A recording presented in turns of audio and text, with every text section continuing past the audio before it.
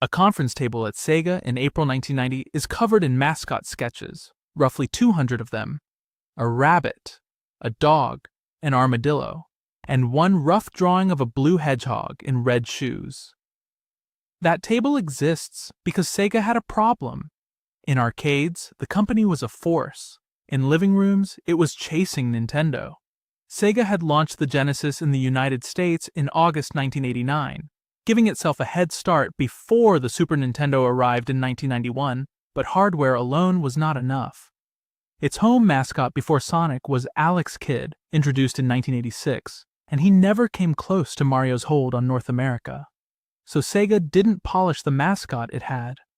It opened a company-wide contest and went hunting for a new one. The gamble was bigger than a character sheet. Sega needed something that could make the Genesis feel different, sharper, faster, less polite than Nintendo. If this pick worked, it could turn a trailing console maker into a real rival. If it failed, the company would have burned one of its clearest shots. Naoto Oshima's winning design did not begin as a grand corporate symbol. It began as a personal sketch nicknamed Mr. Needlemouse. The hedgehog beat other finalists, including an armadillo, partly because both animals already fit the attack the team wanted: curl the body into a ball and turn the spikes into motion. That made the character feel fast before he even moved. The rest of the design pushed in the same direction. Sonic's red shoes were inspired by the white and red contrast on Michael Jackson's Bad album cover. Red made his feet pop when his legs blurred with speed. The personality mattered just as much. Designers later described wanting a confident, era-appropriate American cool, someone who looked like he'd get things done. But a fast-looking mascot was useless without a game that could actually move. That part belonged to Yuji Naka. He spent about a year and a half building an engine that would let a character run at high speed through smooth, curved loops on Genesis hardware, something home console platformers had not delivered before. The core team behind the original game was tiny, about 7 people, including Naka, Oshima, and stage designer Hirokazu Yasuhara. That scale matters. In April 1990, while Sega was trying to crack the American market, a group small enough to fit around one office table was carrying the technical and creative weight of the company's new identity. Production began that month. The finished game arrived in 1991. A few developers, one machine, one deadline, and a company hoping speed could become a brand. For a while, it worked almost perfectly. Sega of America took that internal decision and turned it into a public fight. Genesis does what Nintendo was not subtle.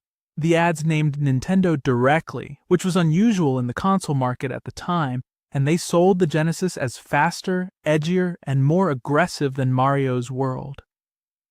During Sega's strongest stretch, that approach coincided with an estimated peak of 65% of the US home console market. Then, Sonic became an event. Sonic the Hedgehog 2 launched in Japan on November 21, 1992.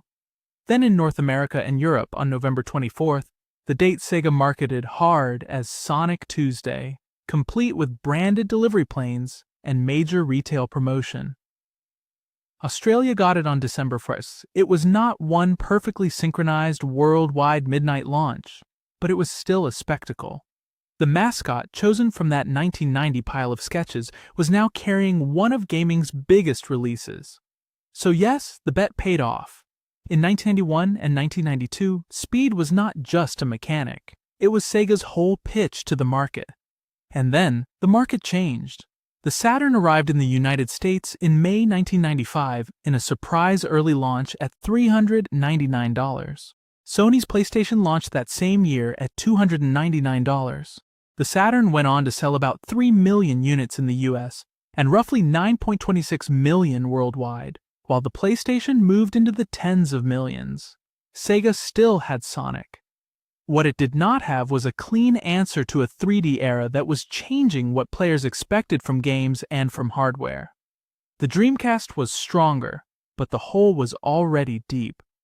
On January 31, 2001, Sega announced that it would discontinue the system and exit the console hardware business.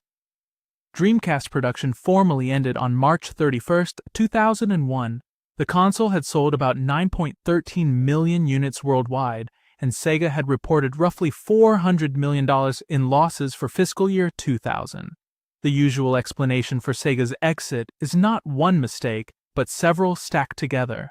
The Saturn's high US launch price, a weak retail rollout against a cheaper PlayStation, difficult hardware architecture as the industry shifted toward 3D, and a Dreamcast that could not overcome anticipation for the PlayStation 2. But those failures rhyme with the earlier success. Choosing the hedgehog was Sega deciding to define itself by speed and attitude, and that identity beat Nintendo in the short term but left Sega without an answer when 3D gaming changed what speed meant. The strange part is that Sonic survived the collapse better than the hardware did. After 2001, Sega restructured as a third-party software publisher and kept making Sonic games for other companies' platforms. Then, the character crossed into film. By the time the live-action Sonic movies released in 2020, 2022, and 2024 had combined across roughly $1 billion worldwide, the hedgehog had outlived the console war he was built for. So the 1990 contest table looks different now, not like a mascot search. More like the moment Sega picked a personality for itself and then spent the next decade discovering the cost of it. The sketches faded. The hedgehog kept running.